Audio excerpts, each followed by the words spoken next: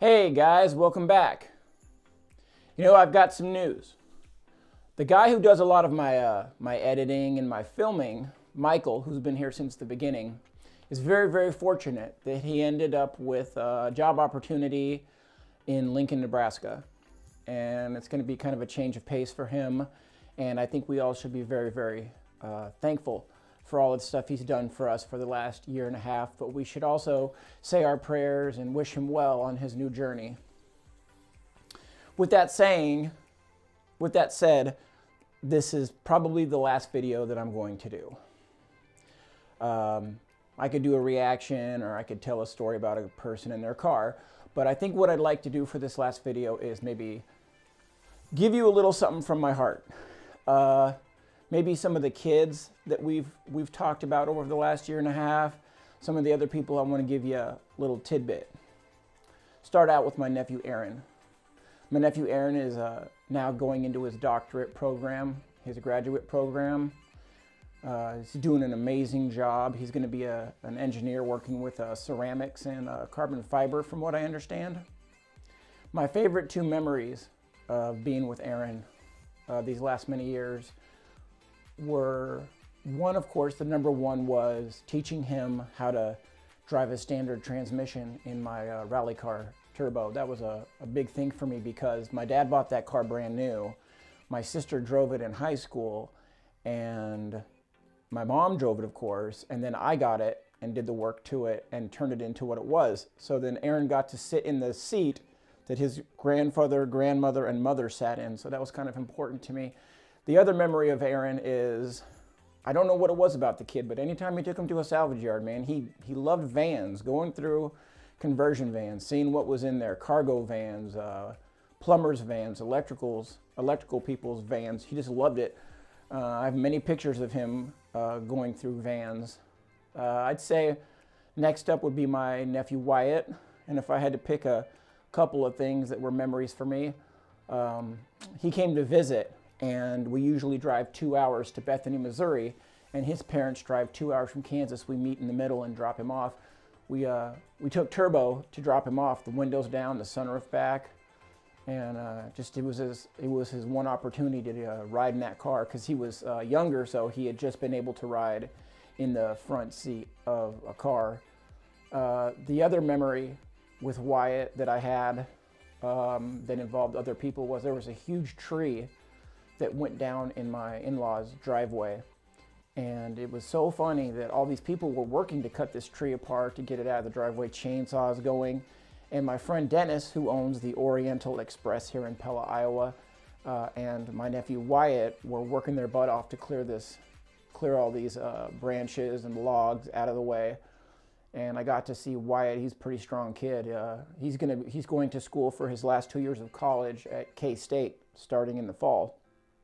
Think about the kids in my fiance's family. We have David, who was the one who was burning wheel bearings out when he was in the second grade. Well, now he's going to be I believe a senior in high school or a junior. Senior, I think, a senior in high school. And he's shooting hoops and playing basketball and hoping for a scholarship. But the memories I have of David are the first time I took him to a car show here in Pella. I told him when he must have been like 6 or 7, that you don't touch the cars and you keep your hands behind your back. That kid took that literally. We walked around that entire car show for an hour and a half and his hands were behind his back like a soldier the entire time. The other time would have been when he wanted to show his mom and his grandmother that he could change oil. So I'd helped him put the car in the air, we had changed the oil, and he was going to lower the car down in front of them, and he sure did. He let go of the hydraulic jack really hard, and the car came down and bounced. And he looked at me and said, "Whoops." So I remember that. His sister Anasia, we were detailing cars out here. We were waxing and buffing out cars, and I wasn't going to give an electric polisher to one of the boys because they're just too high strung. And I just figured that even at her age, she was maybe 12, and I thought she could handle it. So I gave her a thing of paste wax and a polisher, and I swear to you, she did a whole car by herself the first day that she learned how to do it, and it was pretty amazing. She didn't burn any clear coat. She did an amazing job. The other one would have been when I was having a little bit of trouble starting my Kia, and I went to change out the spark plugs. She changed out all the plugs and the valve cover gasket at the house. Well, now she has 2 jobs. She works for Jimmy John's and she works for Central College, and she has straight A's. She's on the honor roll. She's doing really well too. Then you have Daquan.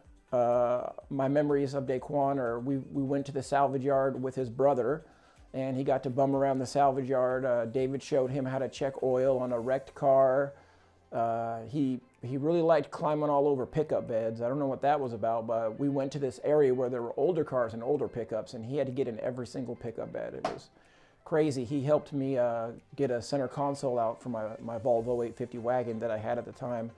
The other memory I have of him was when it was really hot outside, and I had to put my canopy up because we were changing oil on Don's car, and I let him jack the car up, but he was only like 6 years old, so he would put all of his weight on the handle and he couldn't get it up. So I put my hand on it and pretended like I wasn't doing anything, that he was doing all the work, and he got the car up, and he had so much fun doing that.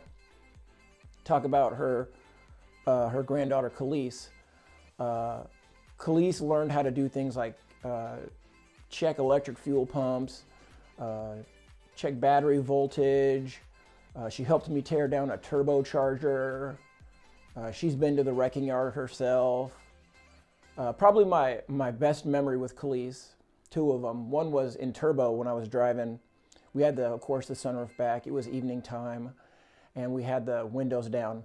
And every time the turbo would spool up, because I had a wastegate, you could hear the turbo spin up. And every time it spun up, she was in the back seat going, woo! She did that over and over again. Every single time it spun up. And when I'm driving home from the farm, it spun up all the time. So she did that constantly. But she was only like 3 years old. The other one I have of Khalees that's a really fond memory for me is I was doing the brakes on my father-in-law's F-250. And there's a really good picture of Khalees. Maybe she had to be 2.5, maybe 3. And there, in the picture, you just see half of me doing the brakes, and then this little girl looking up at me while putting her hand on the chisel. And it's because, and over next to her on the tire are a bunch of My Little Ponies, and she's in a little dress with her little jelly shoes. And she comes up to me when I'm working, and I didn't know what to do with her. You know, she had wandered over to me on the barnyard. So I just said, put your hand on that thing. And I didn't hammer it because her hand was on there. I just tapped it because her little hand was on there. But I do remember that moment. I have that picture. It's one of my favorite pictures. You know, over the years, I've made a lot of contacts with a lot of people, and I've been friends with a lot of people for a really, really long time. My friend Brandy and Shane that live in Kansas. I'll tell you, Shane can't keep a car longer than 4 months.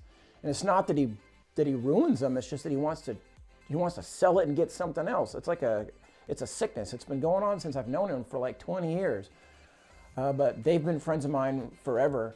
My friend Joe that I talked about, who had the Honda Civic Black Betty, was in one of my videos. He's been one of my friends forever. And he has different tastes in cars for sure, and a different take on how to work on them.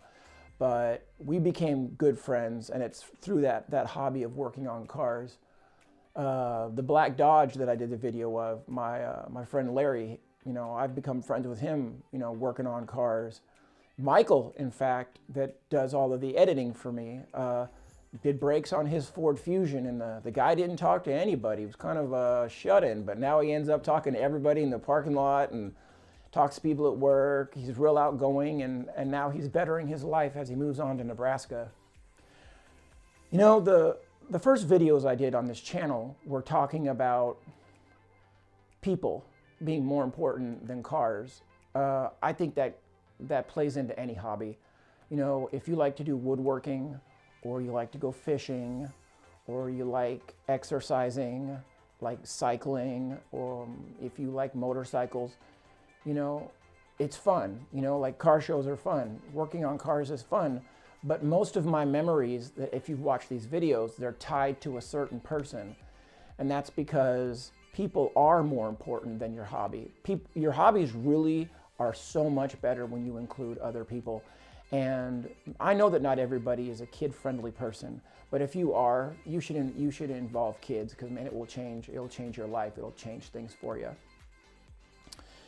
Well, with that, I just want to tell everybody thank you for viewing, and thank you for looking at the videos, and thank you for joining with us this last year and a half. And again, say your prayers and positive thoughts towards our friend Michael here, who's going to better himself and start a new life over. You know, most people in the world wake up and they want to go to places like New York City or Los Angeles or Miami, Florida. He woke up and said, I want to go to Lincoln, Nebraska.